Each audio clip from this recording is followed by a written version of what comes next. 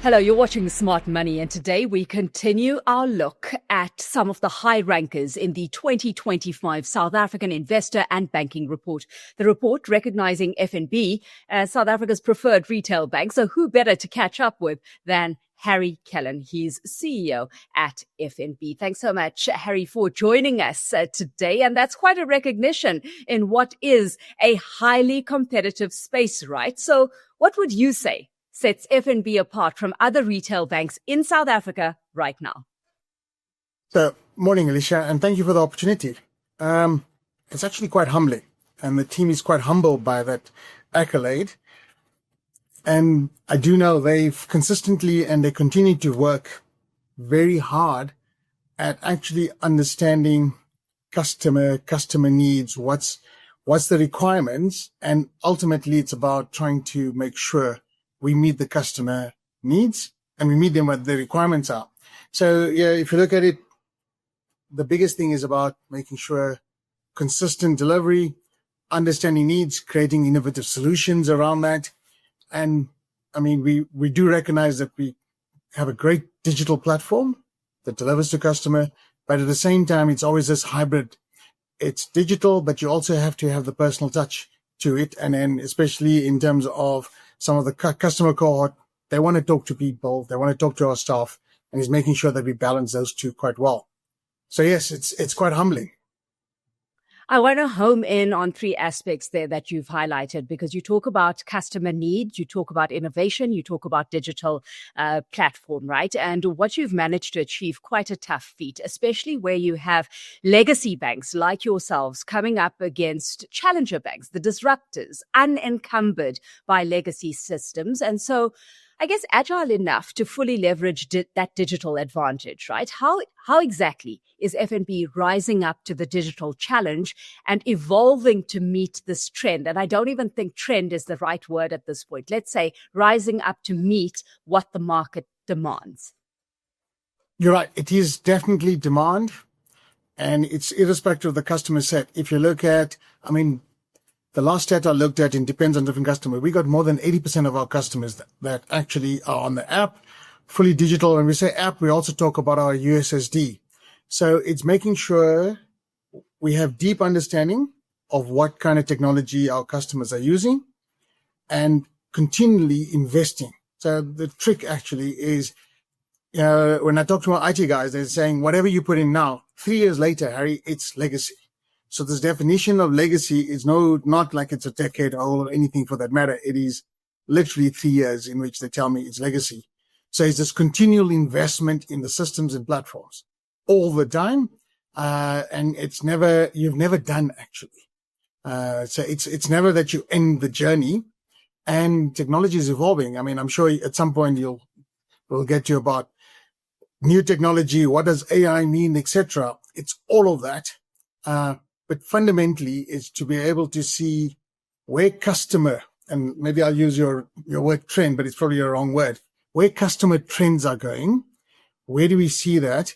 And we need to make sure we are quick enough to meet that need. Yeah. So 1 to 10, how are you rating your competitive muscle and agility when it comes to competing technologically with the young digital native banks that have emerged? When we compare to ourselves to our competitors, and you're right, it's new existing competitors as well. I would love to say we score very high. I have to be honest, it's probably one of those things that it's like a 65% mark to like a 70% mark, kind of thing. So, maybe an A, but I would love us to be an A++ on a consistent basis. But that's a tall order.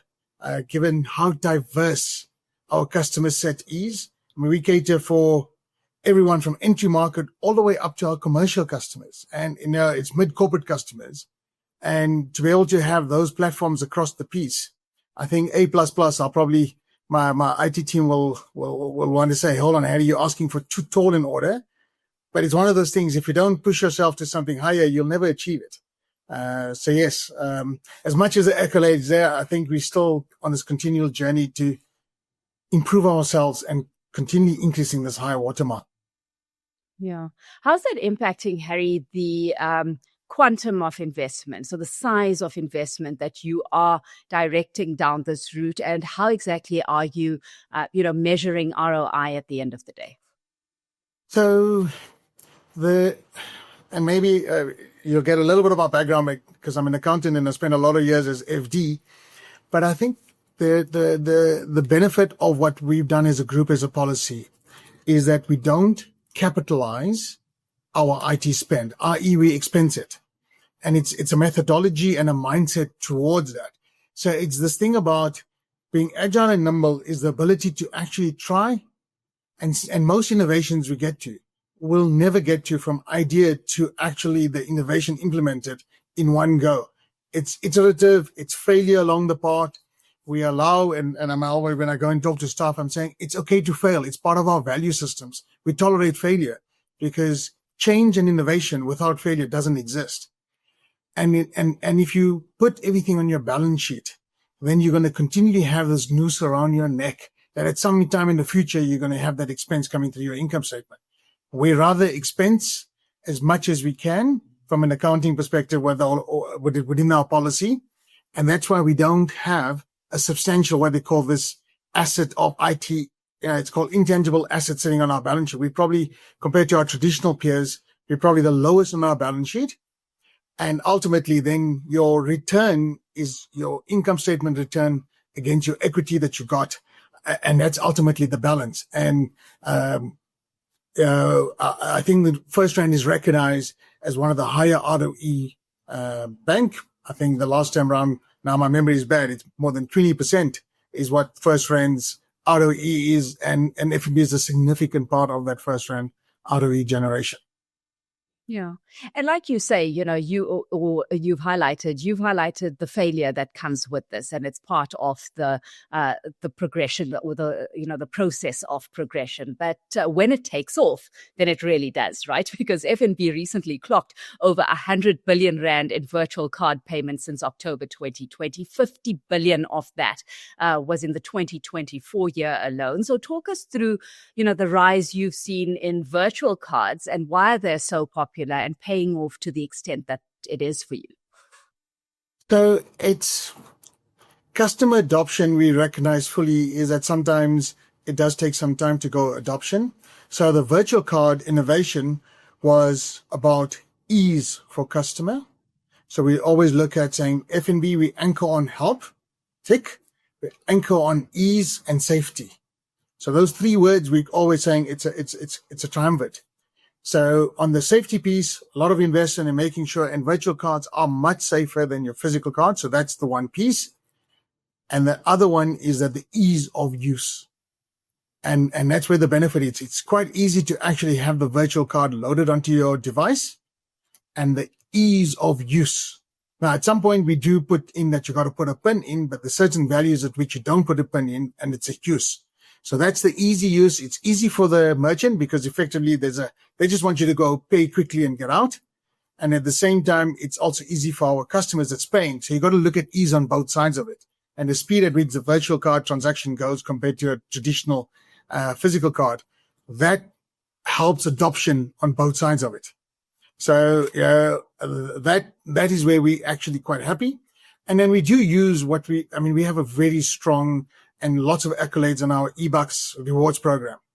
And we continue to actually use eBucks on the behavioral side of our customers. And we incentivize customers into going into much more digital. And that's where we incentivize customers to go to virtual card. So I think it's multi-layered to be able to drive into the spend onto the virtual card.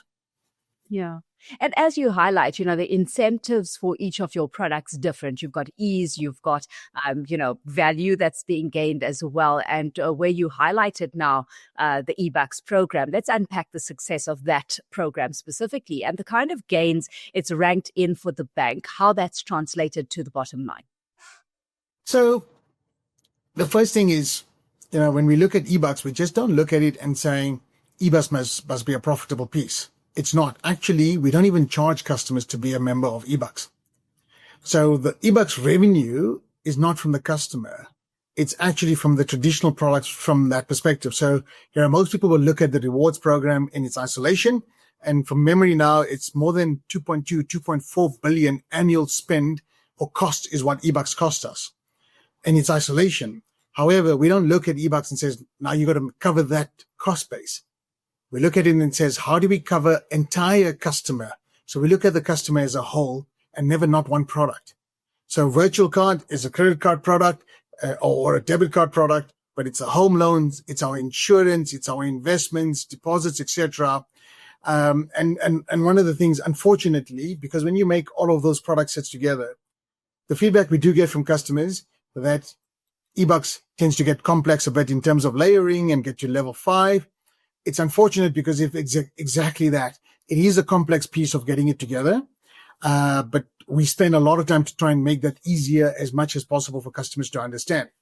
But I think it's that piece of customers do get it. I mean, if you look at the amount of customers we get into different layouts, they do spend the time in understanding that. And it's about just getting behavior, more products with us. And that's actually how it impacts the bottom line. Alishia, if you have one product with us versus 8 products or 5 products, as a customer, your ease of use for us is better. You're actually using more products, which is great for us. But the profitability clearly impacts because now we have one customer using more products, and on average, the product's totality is more profitable for the bank, for our insurance business, but also for the benefit for the customer. So it's a win-win, actually. Yeah, and you are quite deliberate when it comes to how you target your customers, right? Because something that surfaced post your results release in March, Harry, was FNB deliberately targeting high-quality credit to low-risk clients. So why that approach? So, when the first thing is everybody looks at low-risk customers and saying, okay, it's all about the bank's bad debt. Yes, it is. But the first lens we go to is we do know when we risk rate high customers, we don't want customers to get indebted. We don't want customers for themselves to actually get indebted, go into default, then they get listings, etc. That's bad for the customer. Now, of course, if it's bad for the customer, also it's bad for us because then we get into default. We got to do collection costs, contact the customer, customer's unhappy, we unhappy, etc. around the piece. So it's a fine balance to say you want to be helpful. I mean, we anchor to, of course, credit we want to give to customers. We want to make the loan to the customers. That's their need. We want to be helpful. But part of the help is also sometimes to say the customer, hold on, you can't really afford this level. And therefore, rather, because it's not about the now. And sometimes customers, we got to take time to explain. It's not about today's interest rate. It's not about today's spend. We always got to look at forward. If you're doing a personal loans, that's a 5-year product. If you're taking home loans, that's a 20-year product. And we know average is a bit less than that, but understanding the trend around that and saying, have you got enough buffer? I mean, a cutting cycle, but even in the interest rate cycle upwards, you got to manage those affordability buffers. And sometimes to explain that to customers, they go, but I can see now I've got enough cash today. And we're saying, okay, but we need to understand how does inflation work into you, etc. And that's why, the very high risk customers, it's much harder to be able to get the buffers in. High risk customers, we can manage within a certain trend, but that's why we focused on low risk, medium risk as we came out of COVID and we adjusted appetite and we're now largely back to normal appetite in all fairness. Yeah.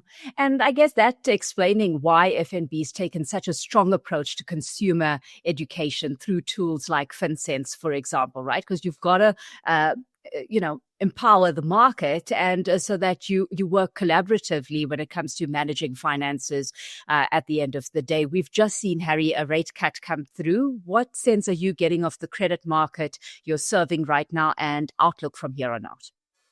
So, I mean, I think consumers and us as a bank welcome the rate cut. You can see the inflation is moderated below 3%. And I think the outlook is that it's going to hover around the 3% mark.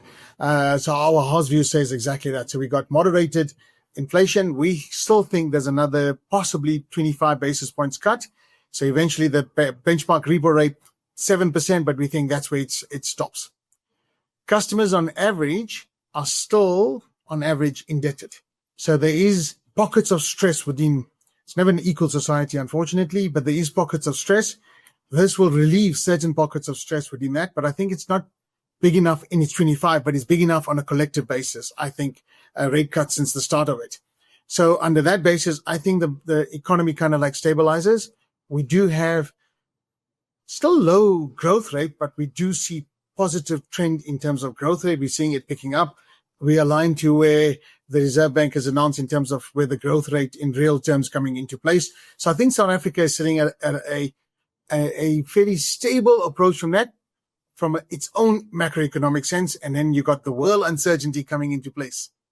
And that creates lots of dynamics around the piece. But I mean, I think the Reserve Bank call in terms of the cut, despite all of this uncertainty, you got, I've got so many acronyms coming in from because of the US, and I'm learning more acronyms as we go.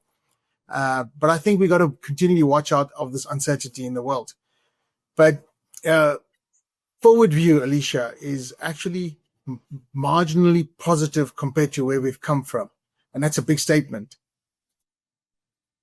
Absolutely, Harry. So amidst it all then, which areas of the banking industry do you see presenting the most exciting opportunities for innovation in the coming years? So still on the retail side, but we're also very excited on the commercial side. So we've just spent a lot of effort into actually saying, is it all about branches in terms of going into the informal economy? Yes. So location matters, but we've also now partnered and we create effectively Agency Plus is what we call launched into the markets where we go into spaza shops. We partner with businesses that are physically in the economy already, serving customers and allowing FNB customers to go there, do cash transactions, do services as buying airtime, buying electricity. And we're quite excited about that. We're one of the larger lender into the commercial market, or SME market. It's pretty more specifically SME market, which is below 60 million turnover. But there's a lot of, we've got about 1.3 million customers in that space. So we're still excited about where retail customers are, but we're also very excited about where actually the economy growth. And we all know every country in the world says for growth to come in, it's about your SMEs, and they are the bigger employment on volume. And we're excited. And we just had, I think, Andy and the team done a hell of a great job. Andy and Zibu, so that runs our physical presence, and Andy that runs our business banking, of creating this product in the SA market. We were quite successful in our subsidiaries in Africa, and we brought it to South Africa. So we see that continually basis. I think, 50 billion, in all fairness, our book into that, despite the fact that we're one of the larger lenders into the market, it's not enough. We recognize that it's not enough. You need to be able to lend more. And we know money multiplier, actually growth comes exactly from that. So Alishia, the spend we do on education, yes, charter spend, you have a requirement on consumer ed, but we look at it much bigger. An informed customer base actually is a much healthier customer base. They actually create growth. So this old adage, do we only worry about our customer base? No, we want to educate as many South Africans as we can. Rising tide lifts all boats. The benefit will be to banking sector. But actually, if we cornerstone back to help, we want to help South Africans. And at the same time, it'll be help FNB customers. Sorry, Alishia, it'll help FNB customers. But it's about South Africa. It's about the countries we're present in. And building this inclusive economy. Harry, let's leave it there. Thanks so much for having joined us today. It's been an absolute pleasure catching up with you. Harry Kellan is CEO at FNB. Only a pleasure, Alishia, and thank you for the opportunity. It's always great talking to you.